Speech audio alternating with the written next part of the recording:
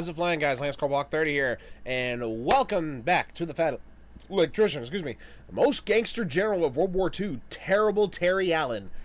Don't think I've ever heard of this person, but we're going to go ahead and get into this. Another bit on the catch-up list. Link to the original video will be in the description. Please make sure you see it before you watch my reaction to it. And let me just turn the AC off so that it's not constantly blowing in here, because I don't want y'all to be worried about what's that blowing sound. That's just my AC, and I did get a drink. American flag with some Dr. Pepper inside. My favorite soda. And I just got finished watching the Coke video too, so it's Dr. Pepper, nothing for me, baby. All right, without any further ado, let's go ahead and go. This guy's probably the only dude to ever get shot in the face and benefit from it. Today we're talking about the most gangster general of World War II, Terry De La Mesa Allen, a.k.a. Terrible Terry. A nickname given to him not by his enemies, but by his fellow high-ranking officers for failing out of West Point, scamming his way through infantry officer school, and being a poor disciplinarian. Terry Allen did not care about the dog and pony show side of the United States military. He didn't care if his men called him general or sir. Most of them just referred to him as Terry. He did not hound his men about uniforms and grooming standards, and he certainly did not think of himself as above his men. He considered himself one of them. He gambled with them, he drank with them, and he fought with them on the front lines. Legendary war correspondent Ermi Pyle describes Terry Allen as one of his favorite people and the true soldier's general. Another war correspondent described him as the greatest leader of men and tactical general in our army, while his contemporaries described him as, and I quote, a soldier of uncertain future in peacetime army, but certainly should be entrusted with a division in a time of war. Terry Allen is a rare case of a high-ranking officer being more concerned about the opinions of the men below him instead of the men above him, and it absolutely infuriated many of his fellow generals. Despite that, he was so overwhelmingly effective on the battlefield that General Patton himself refused to go into battle without him. He was so overwhelmingly popular with the men that served beneath him and war. Patton was the freaking man too, so for him to be saying, no, this is our guy, we need him, high praise indeed. Correspondence that he actually ended up on the cover of Time magazine in World War II. Despite that, 99% of you have probably never heard a single thing about him. And today we're gonna fix that right after a word from our sponsor. This video is brought to you by Ridge Wallet. Okay, look, this is like the 10th time we've gone over the Ridge Wallet on this channel. I'm not gonna keep kicking a dead horse, okay? Pretty much all you need to know is they keep paying me to make these ads. I'm assuming because people keep buying them, and people keep buying them because it's a good product. Okay, look, all it is two pieces of metal with some elastic and hold your credit cards and your money together, and then you put that in your front pocket so you're not sitting on top of a giant Gutenberg Bible for the rest of your life, messing up your back. Okay, look, it's 2020. Yeah, and I have a wallet like that, but here's the difference between me and them. I don't put my wallet in my freaking back pocket. I'm not sitting on my wallet. I'm putting my wallet in the front pocket. One, it's more comfortable on my ass. Two, if I'm ever out and about, less likely to be pickpocketed. Because, you know, all your stuff's in your front. Your hands are in your pockets in the front. Makes more sense. Why would I put it in my back pocket? My back pocket's for other stuff. You know, like gloves or something like that. You know? 5, we all have a smartphone. There's no reason to be carrying around 100 different business cards of every person you've met over the last 25 years that you've origamied inside of a dead cow and carried in your pocket at all times, okay? Just put their phone numbers inside your phone and then carry your ID, your credit card, and some cash, and you're good to go. Not only that, but this works for women too, okay? I don't know what your life is with the purse situation if you're a woman, but guess what? My wife has like 5 different purses in 5 different sizes, a different size purse for every type of occasion, and I cannot tell you how many times she has forgot her credit card or her ID. You could probably dive into a purse. Pain in the ass, okay? So take all the important shit, put it in a Ridge wallet, and then you just throw the Ridge wallet into whatever purse you're using for that day, and you're good to go. And it doesn't just stop at wallets. They make pretty much everything that you would carry in your pockets on a day-to-day basis. They've got key organizers, they've got cell phone cases, they've got pocket knives. Now that I brought it up, they're probably gonna come out with a purse. And the best part, they've been in business for 12 years now, and they're having a huge anniversary sale where you can save up to 40% off your entire order. So I'm gonna have a special link down below. You can check it out. Let's get back to the video. Terry. All right, our story begins April 1st, 1888. A young Terry De La Mesa Allen is born at Fort Douglas, Utah. Terry Allen was not only born on a military installation, he was basically bred to be in the military. His father was Colonel Samuel Allen, who served 43 years in the Army. And his grandfather on his mother's side was Colonel Carlos Alvarez De La Mesa, who fought in the Civil War at Gettysburg. Terry grew up his entire life on military installations in the West. The first thing this guy learned how to do after he learned how to walk was to ride a horse, drink, chew tobacco, gamble, and shoot the shit like an enlisted cavalry soldier. By the time he was 10 years old, he was basically in the United States Army because he went to work with his dad and followed him around every single day. So at 19 years old, Terry goes off to West Point, and he becomes pretty well known for basically two things. He's phenomenal at riding a horse and doing anything that actually involves like being a soldier out in the field, and he's absolutely horrible at everything else and shows no motivation to improve upon it whatsoever. He racks up more demerits than anybody else in his class at West Point. His uniform's never perfect, his fingernails are always dirty, he's always drinking in class, he's cheating on exams, the exact type of behavior that you would expect from a child that grew up his entire life with enlisted men out in the field. Because of this, he is not very popular with his classmates because, well, it's the 1900s, and at this point in time, the officer class is still very much that same aristocratic class from, you know, the higher society, and Terry Allen isn't taking their dog and pony show very seriously. And on top of that, he also has a very severe stutter when he talks, so everybody kind of like gives him shit and makes fun of him. Because of this, at the age of 21, he ends up getting kicked out of West Point. Not taking no for an answer, he goes and enlists in a Catholic university, graduates at the age of 24, enlists in the Army, and then competes for a slot to be a cavalry officer. And he wins. He ends up getting commissioned about 5 months after his class at West Point. From here, Terry is pretty much immediately sent to the southern border between the United States and Mexico, where he is tasked with stopping smugglers and gun runners from crossing the border. He gets in frequent skirmishes, and this is his first taste of combat. And when he's not doing that, he has to go and, you know, intermingle with his fellow officer class and their hoity-toity aristocratic society nonsense. And obviously, Terry's still not super popular. He's still rough around the edges. He's still kind of disheveled. He's got dirt under his fingernails. He likes to drink. He likes to cuss. And he's still got that stutter. But Terry does gain some popularity because you know what the hoity-toity officer class likes doing? They like playing polo. And you know what Terry's really good at? Riding a horse, which comes in handy when you're playing polo. Terry ends up becoming one of the best polo players around and ends up being the captain of his team. And they have this game slotted up where he's supposed to go up against this like regional champion team, and they're supposed to absolutely crush Terry's team. But Terry doesn't care what's supposed to happen. Terry wants to win regardless. So he makes his team go out and practice for weeks leading. I mean, you don't play a game to get with the express purpose of getting beat. You go play a game to compete and do your best to win. Kind of like anyone ever seen The Longest Yard?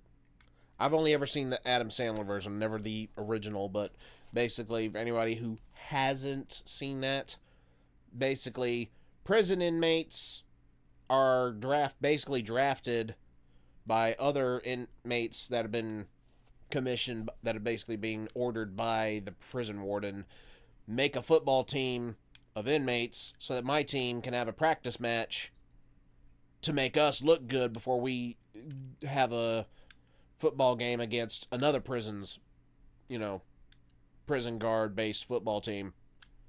Yo, by the way, you are supposed to lose. Oh no, screw you, we're going to do our best to win. And they do. Up to this game, and for practice he has them shooting goals on a target that's only 1 yard wide when the average polo goal is 8 yards wide. If you can dodge a wrench, you can dodge a ball. What? So Terry essentially overtrains his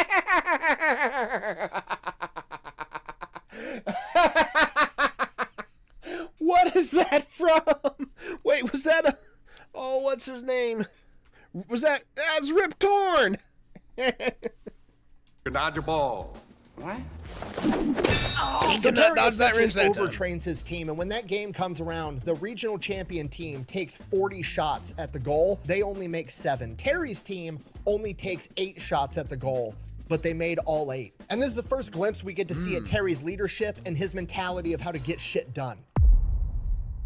unfortunately This goes on for a couple of years, and then World War I kicks off, and Terry wants to go off to war. Unfortunately, his current unit is going to stay right where they're at the southern border. So Terry volunteers for overseas duty, so he essentially just gets backfilled into any open slot, which unfortunately happens to be in a supply company. So he's going to go overseas and just carry supplies up to the front line and not actually get to fight on the front lines. But that's not what Terry wants. Terry wants to be on the front lines with the infantry. The problem is he can't really do that because he's not an infantry officer. He's a cavalry officer. So Terry comes up with a plan. He just shows up to an infantry officer graduation ceremony and hops in line, gets to the front of the line, and the commandant looks Terry up and down and is like, I don't recognize you. And Terry looks the dude dead ass in the eye and goes, I'm Alan. Why don't you? And the officer's like kind of taken aback, like, am I the dick here? Do I really not remember this guy that went through my entire course? And he's just like, doesn't know what to do. So he just hands Terry the certificate and sends him on his way. And Terry is now a temporary major and infantry officer. So Terry ships off to World War Baffle them with bullshit, I guess. It's applicable. Holy crap. What? Wow. It's like, I don't know what to... Okay, there's other people behind you. Keep going. One in charge of an infantry battalion. Once there, Terry partakes in the St. Mihiel offensive and the Battle of the Meuse Argonne, literally the biggest battle that America has ever fought in, ever. And while he's there, Terry is tearing shit up, okay? He is on the front lines fighting with his men. He ends up getting wounded 4 separate times. The first time it happens, he wakes up in the aid station, looks around like, what the fuck is going on, sees the medical tag around him with like all of his, vitals and all of his BS and everything that's wrong with him, rips that off and goes back to the front line. Another one of his injuries comes when Terry is shot in the face. Not only does Terry survive and go back into combat, but he actually benefits from getting shot in the face because for some reason, it cures his stutter. Really? And this is really where we start to see the most gangster general. Really? A bullet wound to the face curing a stutter. A list of remedies that I did not have at the forefront of curing stutter. Number 1, getting shot in the friggin' face. Start to come into play, right? Like getting wounded on the front line with your men and returning to combat before the doctor says you can. Number 2 on the list, root beer enemas. Why is that on there? I have no idea. Somebody must have tried it at some point. I don't know. Gangster. Getting shot in the face, surviving, and then returning to combat.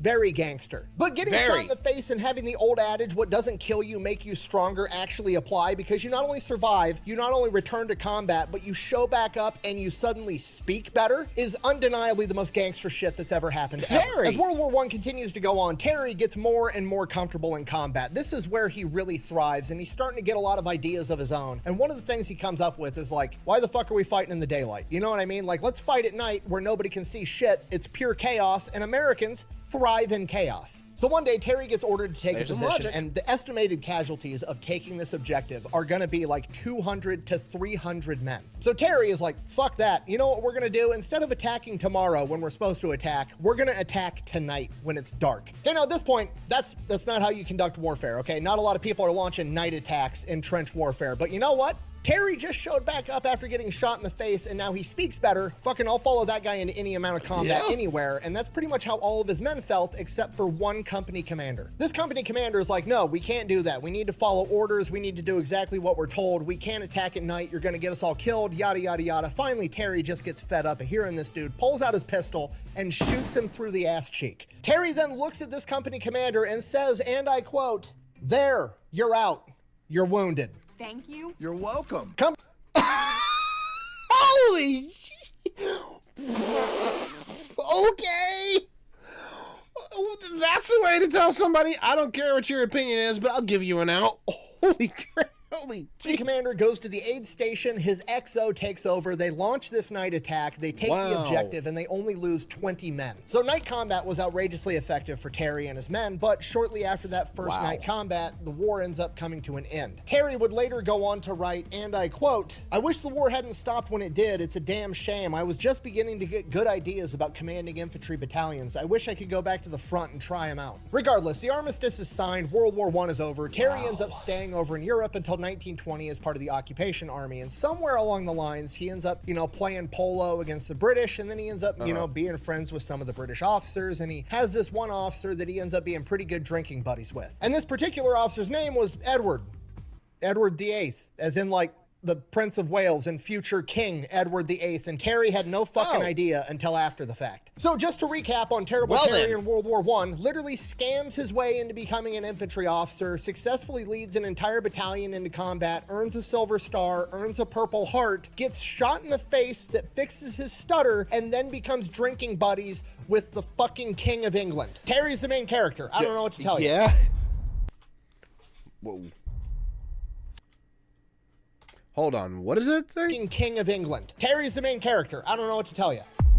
I want to be a cowboy. Cowboy wants to be me. So Terry returns to the United States, loses his temporary rank of major, gets busted back down to captain. He didn't do anything wrong. This was just standard practice. He only had the rank of major because it was like a time of war and that's what had to happen. So Terry gets back home, gets settled in, and then in 1922, he gets called into his boss's office, and his boss, this colonel, explains to him that there's this famous rodeo promoter named Tex Austin and the Cattle Association, and they want to put on a competition between an actual cowboy and a cavalryman because there's been this huge rival between the two at who's a better horseman for like 100 years. They want it to be a long distance 300-mile race where each rider is only allowed to use one horse. So Terry asks the colonel who's going to compete for the army, and the colonel says, "You are, and you're gonna win." And he's gonna be competing against his legendary cowboy known as Key Dune. He was a former wagon boss in the Old West. He's just a complete legend, and everybody is expecting whoever the army puts up to get absolutely smoked by this guy. And that's why it's a cattle congress and a rodeo promoter putting the whole thing on. They want to show that cowboys are better than the United States military. Unfortunately, they don't know that the U.S. Army has Terry Allen, and he's the main character. So the media and the newspapers hype this up. The entire world is watching. The very first day, Terry clears over 50 miles and the cowboy barely hits 30. Terry's getting telegrams and updates on the race of where he's at, where the cowboy's at, how many miles are left to go every single night. And Terry is so far ahead the entire time that by the third day, he decides that he has time to stop at a diner and have breakfast. The waiter, striking up casual conversation, asks Terry if he's heard about this crazy race going on between the legendary cowboy Key Dune and some army guy. And he goes like, "I'm sure the army guy is really good, but he doesn't stand a chance against a real cowboy." To which Terry informs him, "Well, first off, my name's Terry Allen. I'm the army guy, and last I checked, I'm pretty far ahead of him." The restaurant ends up paying for Terry's breakfast for him, and then later that day, Terry receives a telegram that Key Dune ran into trouble and he couldn't get feed for his horse one night. Now, on one hand, that's good because Terry's definitely going to win now because this guy's horse might actually die without getting the proper care it needs, but on the other hand, not exactly how Terry wants to win. So Terry sends a telegram back saying that they need to send an army car with feed and water and everything his horse needs to Key Dune, and that's exactly what they do. They keep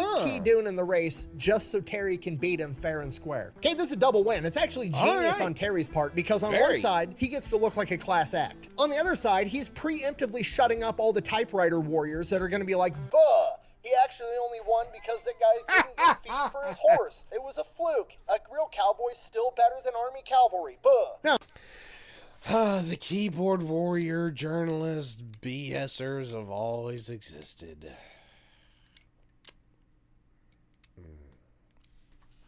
Shame.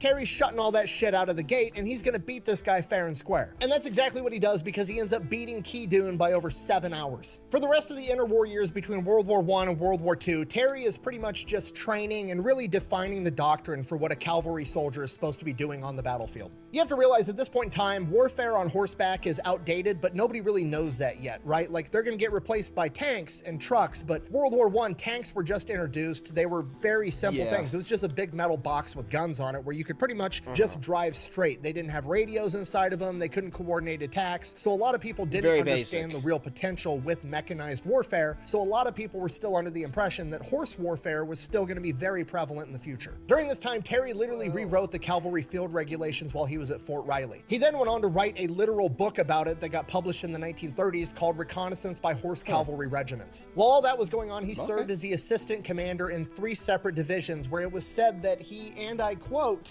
succeeded in convincing all of his charges that they were the best outfit in the army. You know what? Again, this speaks to Terry's unorthodox but truly exceptionary leadership skills. The big red one.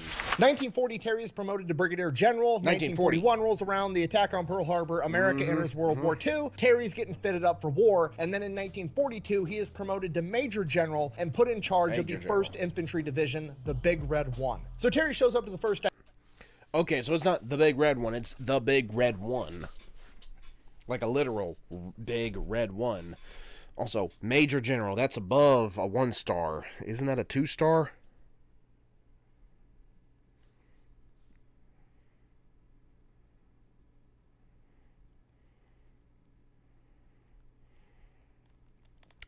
I'm wanting to make sure Brigadier General, Major General, Lieutenant General, and General 4-star rank. Okay, so Major General, he's a 2-star general. So pretty high up there, very high up there. Still. ID assumes command, and then he meets his second in command, a man that is just like him. He is rough around the edges, he does not care about the dog and pony show that is the United States military at higher ranks, and he also cares much more about the men beneath him than the men above him, and that man's name was Theodore Roosevelt Jr., aka Teddy Roosevelt's son. So Terry and Teddy get to work getting the first ID ready for battle. The first thing they do is flip the entire script on its head. Terry actually becomes friends with all of the men beneath him. They don't even call him general or sir, they literally just end up calling him Terry. Terry doesn't hound him about having a prim and proper uniform all the time. The only thing Terry hounds him on is that their weapon is absolutely spotless and that they're good at their job. Unlike a lot of other high-ranking officers, Terry doesn't micromanage all of the officers and NCOs beneath him. Terry realizes that he has a very zoomed-out bird's-eye view of everything that's going on, and the men on the ground that are actually seeing individual problems up close have a much better idea of what's going on and how that problem needs to be solved. Terry focuses on actually picking the right men for the job, telling them what he wants done, and then letting them figure out how to do it. By November of 1942, Terry, Teddy, and the 1st Infantry Division are going to partake in Operation Torch, the Allied invasion in North Africa, particularly Morocco and Algeria, and the 1st Infantry Division is tasked with taking over a major city with an airfield known as Oran. November 8th, 1942 at midnight, the 1st Infantry Division makes its amphibious landing into Algeria, and everything goes absolutely textbook. They see a little bit of resistance, but not much. They overcome it almost immediately. Oran's about 25 miles from the beachhead, and they have to clear all of that distance on foot, rucking and carrying all their gear with them. During that time, they experience very minimal resistance until they come across a town called St. Cloud, where all of the forces had kind of regrouped and fell back to this town in fortified fighting positions and were waiting for the Allied forces to come in and fight them. At this point, Terry's got to consider what he actually wants to do here, because he could send in all of his men, clear out the entire town, kill all the enemies, and probably be considered a war hero for it. But he's going to be putting his men in harm's way, and there's nothing of strategic value inside of St. Cloud. His objective is to take over the city of Oran, and he doesn't need St. Cloud to do it, and he's not going to put his men in harm's way for no reason. The next thing he could do is bombard it with artillery, but there's a bunch of civilians that live in that town too, so that option is also out. So Terry takes one of his battalions, fortifies it, and has them surround the town so the enemy can't get out, and then launch a counterattack later, and continues to move the 1st Infantry Division towards the objective. Okay, this is brilliant. This is literally what the Marines did in the Pacific Theater with the island hopping strategy, except Terry is doing it in North Africa with entire towns. Now remember, this is 25 miles they have to walk. Okay, I've literally missed the part where he said it was North Africa before. Yeah, I keep forgetting that World War II, in fact, Africa was one of the areas the Germans were occupying. So yeah, North Africa. Wait, is he going to run against Rommel at any point in time? If he worked with Patton, yeah, he's going to have to go up against Rommel at some point, because Patton went up against Rommel in North Africa. To Oran, carrying all their shit after landing on a wet beach. Probably 25 miles they have to walk to Oran. Wait, no, I'm trying to find the... What was that? One single frame?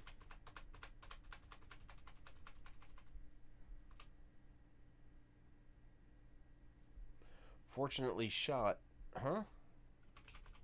Their shit after landing on a wet beach, probably being soaked. Okay, this is going to be a jaunt and a half. It's going to be exhausting, and it's going to take time. The 1st ID moves all through the night, all through the day of November 9th, and Terry is pushing his men to the point of exhaustion. On the morning of the 10th, Terry is up on the front line with his men after everybody's been walking for a day and a half, and as he's patrolling the front line, seeing how everybody's doing, he comes across this utterly exhausted rifle company that's taking shelter inside of a ditch next to a road because there's some stray artillery fire coming in. So Terry walks through the ditch, gets on the other side, and he's standing, and he can see the city of Oren off in the distance. And he's looking around, he's looking at the faces of his men. He knows they're exhausted. The men are looking back at him like, okay, here it comes. We're about to get our ass chewed because we're taking a break. Fuck. So Terry looks back at the city of Oren, and then he looks back at the men, and he says, and I quote, "There's a lot of good-looking girls in that city ready to welcome the liberating Americans." Where did the hackers go? There's gold in them hills. And with that, his men got not what I expected. Hold on, was that Bad Company? to welcome the liberating Americans. Where did the hackers go? There's gold in them hills. And with Yeah, I that, think his that's men Bad got up, Company. reinvigorated, and continued towards the objective. Again, Terry showing his expert leadership, being able to get the absolute most out of his men when shit sucks. One of the men that served under Terry later described his leadership style as something along the lines of, he always wanted to achieve the objective, not because he was worried that he would get in trouble or get chewed out by Terry, but because he genuinely did not want to let Terry down, because he respected him that much. Wow. So they go, they cleared 25 miles, they take over the city of Oren, they achieve the objective, and as a reward, command decides that Terry Allen is supposed to hunker down in the city of Oren and piecemeal out his 1st Infantry Division to support other elements. But you can't do this to me. At this point, Terry's pissed. He thinks he has the best infantry division in the army, and he doesn't think that he should be piecemealing out his men to play support roles for everybody else. He thinks that he should be up on the front lines, charging towards the enemy. And this goes on for months. The entire time, Terry is raising hell with his chain of command, and his chain of command just simply isn't hearing it. And after 3 months go by, Terry's finally had enough. He goes over all of his boss's heads and goes straight into General Eisenhower's office, looks him in the eyes, and says, and I quote, "Is this a private war or can anybody get in?" General Eisenhower, impressed by Terry, issues the command to reassemble the 1st Infantry Division and get them into combat, infuriating all of the officers in between because Terry just went over their head to the big boss. So now Terry's got his entire division back, all of his men are under his command, and what he decides to do is he wants to start getting them trained and ready to go into combat. He gives them extensive night fight training and gets them ready for combat with like the couple of weeks that they have. Early March, Terry gets an order that him and the 1st Infantry Division are supposed to go take over a city in Tunisia known as Gafsa, about 45 miles away from Oren. Terry needs to have the entire division moved into place on March 16th, just north of the city, and then on the morning of March 17th at first light, they are going to attack and take over the entire city. So Terry does just that. They arrive on the 16th, exactly where they're supposed to be, and that night, Terry says, you know what? Fuck it. We're gonna fight at night. Terry essentially defies orders of fighting at first light when the enemy can see and launches a surprise attack that night. The 1st ID takes over the entire city with minimal casualties. The first thing the next morning, Terry's boss, a guy by the name of General Patton, shows up because he wants to see the assault take place. Right as the sun's coming up, General Patton storms into Terry's headquarters asking what the hell's going on, why don't I see any movement, why aren't you attacking? Terry nonchalantly informs General Patton, battle's over, I already have all the objectives. Let me hear you say it. Let me hear you say, good job. Good, job. Well, now Patton's not pissed off that the objective wasn't met. Now he's pissed off that it wasn't met exactly how he wanted it to be met, and he demands an explanation from Terry. At this point, Terry casually asks General Patton, do you know who Knut Rockne is? At which point, Patton responds, yeah, what the hell does a Swedish football player have to do with war? If you don't know, Knut Rockne was the guy that popularized forward passing in American football, so Terry explains to him, the night attack is essentially the forward pass in the infantry. Telling Patton, and I quote, why would I beat my brains out for a yard and a half when I could just pass the ball for 40 yards? At which point General Patton says again, and I quote, oh, and then he fucking leaves. From here, Terry and the 1st ID are ordered to help the Allied forces take over the next city, El Gater. Again, they launch a surprise attack, taking over all the preliminary objectives, and from here, they experience heavy German resistance, a ton of counterattacks. They're getting strafed by the Luftwaffe. They're getting hit by artillery. It is an absolute shit show. After a couple of days of fighting, Erwin Rommel sends in a bunch of heavy tanks to punch through the American 1st Infantry Division's lines, and they are making a beeline straight towards Terry's headquarters, at which point Terry is ordered to fall back, to which he responds to his chain of command, I will like hell fall back and I will shoot the first bastard that does. And the 1st Infantry goes on to repel the attack. That very same day, Allied intelligence cracks the German battle code and they intercept a radio transmission saying that the attack is going to resume at 1600. A little bit later, they intercept another transmission that says the attack has been postponed until 1645. Now, to most people, this just seems like good information to have. Right now, we can, you know, be ready and defend ourselves when this attack comes. comes. But to good old terrible Terry, he sees a unique opportunity to fuck with the enemy, and that's exactly what he's gonna do. So Terry waits until 16:15, 15 minutes after the initial attack was supposed to take place, and then he orders his communications unit to send a transmission on the German radio frequency that says, and I quote, "What the hell are you guys waiting for? We've been ready since 4 p.m. Signed, the 1st Infantry Division." Have a nice day, and thank you. Shoot. Okay, I don't think you guys understand how beautiful this really was, okay? It was like an onion of go fuck yourself. There's so many different layers to it. I mean, for one, it's just funny. Two, it demoralizes the enemy because now the enemy knows that we've intercepted their communications, we've broken their battle code, we know they're coming, and we're not scared. And three, the story of this happening spreads through the front lines like absolute wildfire and increases morale like crazy. I mean, could you imagine being a frontline soldier? You've just fended off the infamous German blitzkrieg by Erwin Rommel, and then your good old buddy, your boss, Terry, essentially pulls his junk out, lays it on the table, and asks Erwin Rommel if he wants seconds because he knows that his boys are gonna fuck him up if he does. You'd be absolutely pumped going into that battle, and that's exactly what happened because they stuffed him in the pocket again. At which point, none other than General Patton comes strutting into Terry's headquarters again with a smile on his face and says, and I quote, "Terry, when are you gonna learn to take this damn war seriously?" The battle continues until April 6th, until they've achieved all of their objectives. After this, the 1st ID is tasked with basically going around Tunisia and cleaning up all the remnants. Wow. They're going around following Terry's command. Terry's launching night attack, day attack, night attack, staggering back and forth, keeping the enemy guessing. It's absolute chaos, and the 1st ID just mops the floor with the enemy. The entire time, Terry and Teddy Roosevelt Jr. are on the front lines telling their men, like, okay, once we clean up Tunisia, we're gonna go back to Oran for some R&R. We're gonna have a bunch of fun. We're gonna beat up every MP in town while we do it. Now, while all this is going on, General Terry's starting to get a lot of publicity in Time magazine and the newspapers back home, and Patton is all over PR, right? That dude thrives on PR, and he's starting to kind of like get a little bit jealous that Terry's starting to attract some of the spotlight. Time magazine actually called Terry the best commander of an infantry division in the United States Army, and the next version of Time that comes out, General Patton gives an interview where he describes the combatants of El Guitar, aka the 1st Infantry Division, as a bunch of freshmen. Terry, noticeably fucking furious because he's insulting his precious 1st Infantry Division, calls him out on it. Him and Patton get into a back and forth. Patton calls him tired, and they get in this big pissing match. At one point, Patton actually ends up showing up to Terry's headquarters in person while Terry and the 1st ID are clearing out the rest of Tunisia, and walks in, they're talking, and Terry kind of asks, looking around the HQ, there's, you know, some foxholes dug, and he asks Terry, which one's yours? And Terry points to his foxhole, and Patton walks over and takes a piss in it.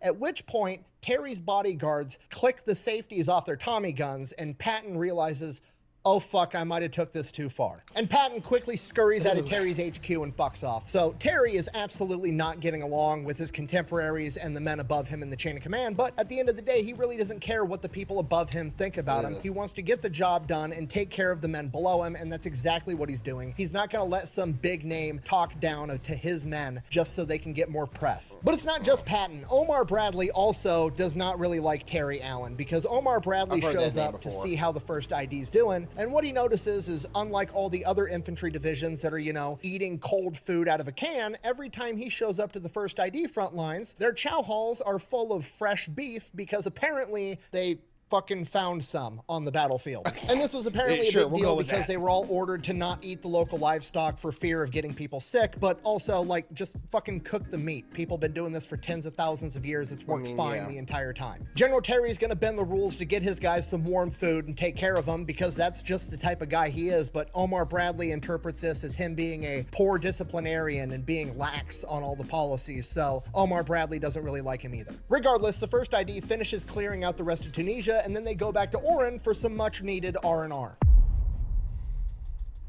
So the 1st ID shows up in Oran, and this is where shit kind of hits the fan, because the 1st ID took this place over a couple of months ago, and since then the 2nd wave of American forces has kind of went in, taken it over, and essentially turned it into a major military installation, right? You've got all your administrative people, you've got your supply people, they're all running around in their Class Bs. These guys have never seen combat, they've never seen the front line, and when the 1st ID shows up, they're informed that combat soldiers are not allowed to go into the bars and officer clubs inside of the cities. Well, pardon me, young man, and excuse the shit out of my goddamn French. This, rightfully so, does not sit well with the 1st Infantry Division. Like, motherfucker, I'm the one that took this city over and fought the Germans. You showed up after the fact, and now you're gonna tell me I can't go into the bar? Absolutely not. You can go fuck yourself. So there's a bunch of fights, there's a bunch of partying. On one occasion, General Allen is sitting down at a restaurant having lunch when he sees one of his soldiers with the big red 1 patch on his arm getting into a fist fight with a couple of different soldiers in their Class Bs, at which point Terry stops lunch, goes over, breaks up the fight, tells his sergeant, like, hey, sergeant, knock this shit off, yada, yada, yada, goes back to eating lunch. A couple minutes later, fight breaks out again, same exact sergeant. Terry gets up, now he's pissed. Like, Terry's a cool guy, doesn't want to chew you out, but if he gives you a direct order, you better fucking listen. So Terry grabs his sergeant and he's like, Sergeant, I thought I told you to not fight. And the sergeant looks at Terry and goes, General, you didn't hear what they said about the 1st Infantry Division. They said we couldn't fight our way out of a wet paper bag. At which point Terry looks this NCO in the eyes and goes,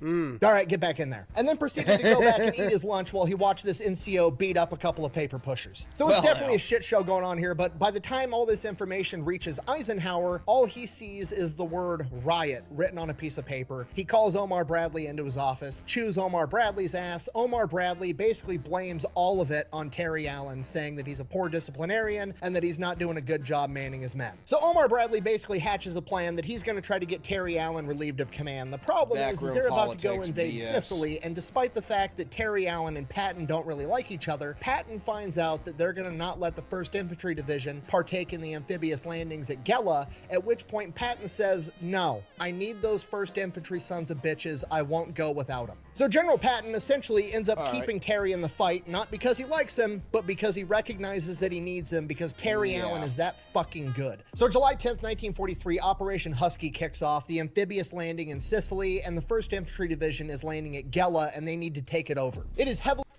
Yeah. I know I'm going to make a quick comment. I know I said earlier Patton was the man.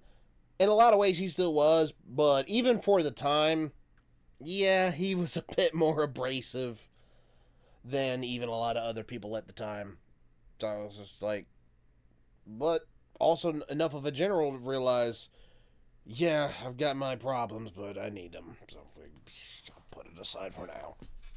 Fortified, and it is a tough fight the entire time, but Terry gets his men and they establish this beachhead and they start moving forward. On the second day of fighting, Terry's back at his headquarters and Teddy is out on the front line, and where Teddy's at gets overrun by Hermann Göring's tanks. They attack with 60 German tanks. At this point, Terry doesn't have any tanks to send to go fight him, and he doesn't have enough anti-tank in his infantry to be able to do anything. So Terry, thinking fast, orders Teddy to have the men bed down, let the tanks roll right over the top of their fortified positions, and then once the tanks are past them, fight off all the infantry that's going to be coming in behind them, and that's exactly what they do. But now Terry still has to figure out what to do with the 60 German tanks making a beeline straight towards him. So Terry sends the order out to his forward observers to get ready to call in for naval gunfire, and then he orders his artillery to lower the guns and, I quote, slug it out when the tanks come. And that's exactly what they do. Teddy and his infantry on the front line fend off all the German infantry, and Terry's artillery and naval gunfire takes out all the German tanks. By the end of that day's battle, Terry has lost a ton of men. His line is fractured. He's still got guys all over the place trying to hold on desperately to key terrain features. He's hurting bad, and he still can't get tanks up there. At this point, Terry realizes he needs to pull a Sun Tzu. He needs to appear strong when he's at his weakest, and he issues a single order in all caps. The division attacks at midnight. And that's exactly what happens. At midnight, they open up with naval gunfire and artillery. The 1st ID launches their night attack, catching the Germans completely off guard, and once the smoke settles, they realize that the Germans were gearing up to launch a major offensive the very next day, but the 1st ID and Terry Allen beat them to it, wiping them out and capturing all the objectives by sunrise. Terry Allen and the 1st ID have saved the day. However, we can't say that because we don't like Terry Allen because he takes care of his troops. So rather than crediting Terry Allen, Omar Bradley shifts the credit and gives it to Patton because it's technically Terry Allen's boss, saying, and I quote, General Patton's insistence on having the division for the assault may have saved the 2nd Corps from disaster.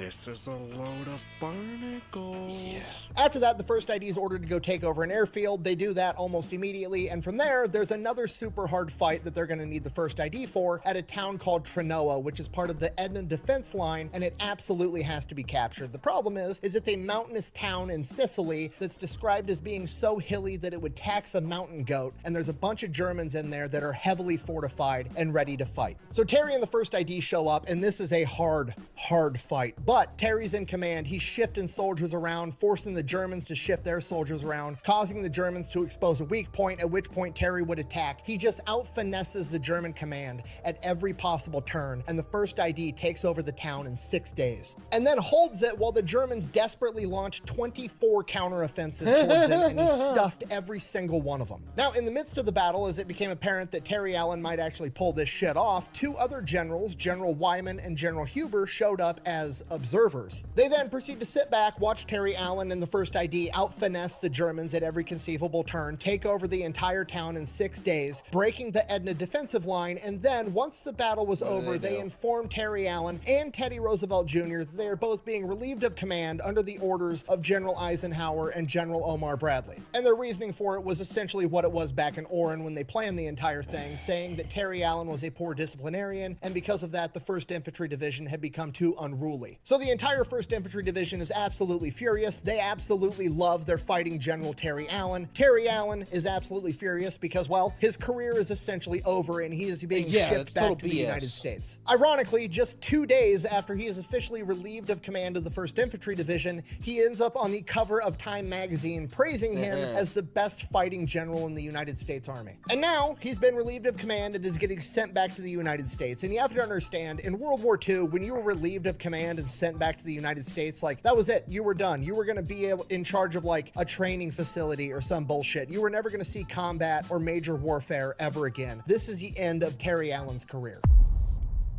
Timberwolves. So Terry makes it back to the United States, doesn't really have orders, he's on rest and recuperation, and after 7 weeks, he receives a letter from General Eisenhower that says, and I quote, "I'm certain that after you've had your well-deserved rest from the battlefield, your experience and courage will command your assignment to equally, if not more important duty." I'm back, baby! Apparently, while Omar Bradley and Patton don't like Allen, Eisenhower still does, and he's the top dog. Because of this, both Terry and Roosevelt are given a second shot at command. Teddy Roosevelt Jr. is famously sent back overseas, where he partakes in the first wave landing of Utah Beach during D-Day, and Terry Allen is sent to Oregon, where he assumes command of the 104th Infantry Division, aka the Timberwolves. Terry assumes command in October of 1943, and for almost a year, he trains this unit to get ready for combat. They train all over the country. They train in Oregon. They train in California. They train at Camp Hyder for desert combat. They are ready for absolutely anything, and the entire time, Terry Allen dedicates 35 hours a week to night combat. And the Timberwolves become the first ever U.S. Army unit to specialize in nighttime operations. September 1944, Terry Allen and the Timberwolves make their way into northern France, fighting alongside British and Canadian units, most likely an effort to keep Terry Allen away from all the other United States generals. Once Terry gets in France, his first order of business is to go to the graveside of one of his best friends, Teddy Roosevelt Jr., the only general to land in the first wave of D-Day, who would pass away just 6 days later from a heart attack and be posthumously awarded the Medal of Honor.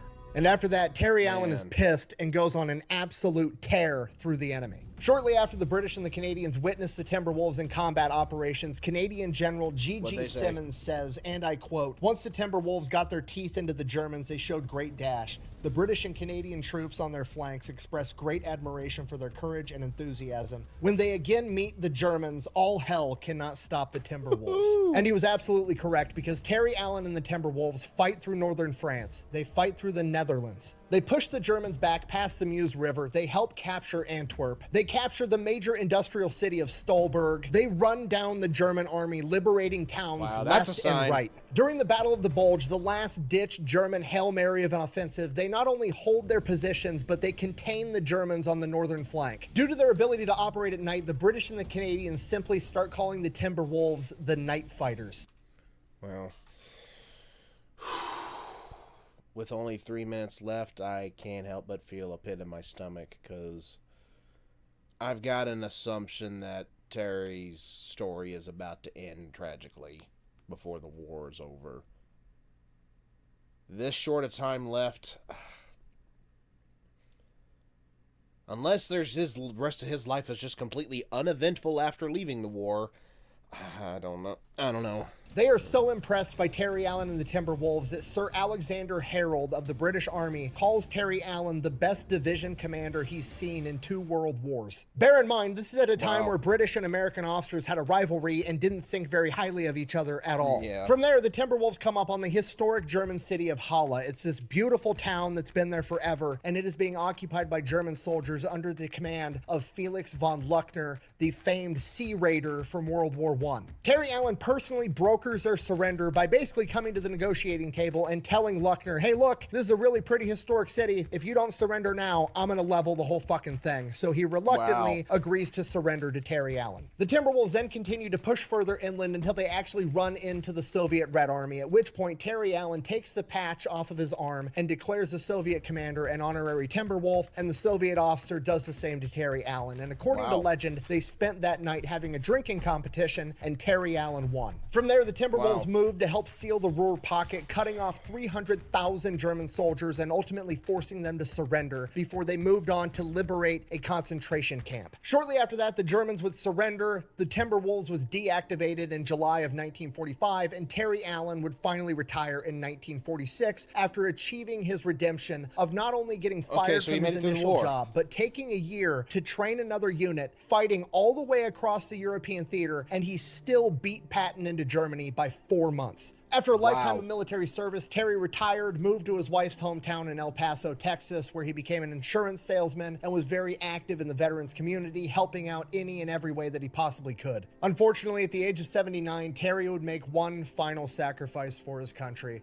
His 38-year-old son, Terry Allen Jr., was killed in combat in Vietnam, and Terry would pass away 2 years later at the age of 81. He is currently buried at Fort Bliss National Cemetery with his wife and his son. And that is the story of Terry de la Mesa Allen, aka Terrible Terry, the general that cared more about his subordinates than the opinions of his contemporaries. The man who legendary war correspondent Ermi Pyle described as the greatest leader of men and the greatest tactical general in the United States Army. And in my opinion, the most gangster general of World War II.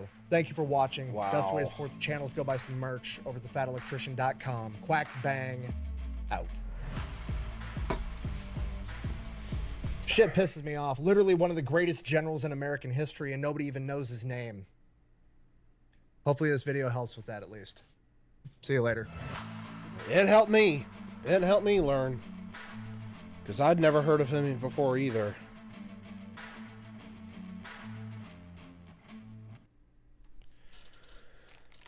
Yeah, I had never heard of him before either. I'm going to turn this fan on because it's starting to get a little warm in here.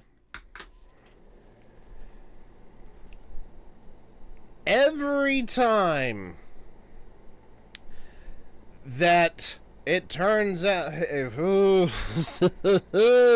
every time we hear a story where you have somebody that is not only competent, they get results better than most other people in their line of work, only to be cut off at the knees, figuratively speaking, by high command that doesn't like the way they do it,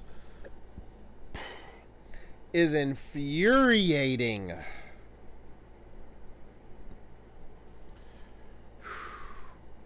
Because, like, imagine how much better results you would have had down the line if you hadn't let your personal vendetta against somebody that was effective, you know, kneecap their success, kneecap the results that they were getting.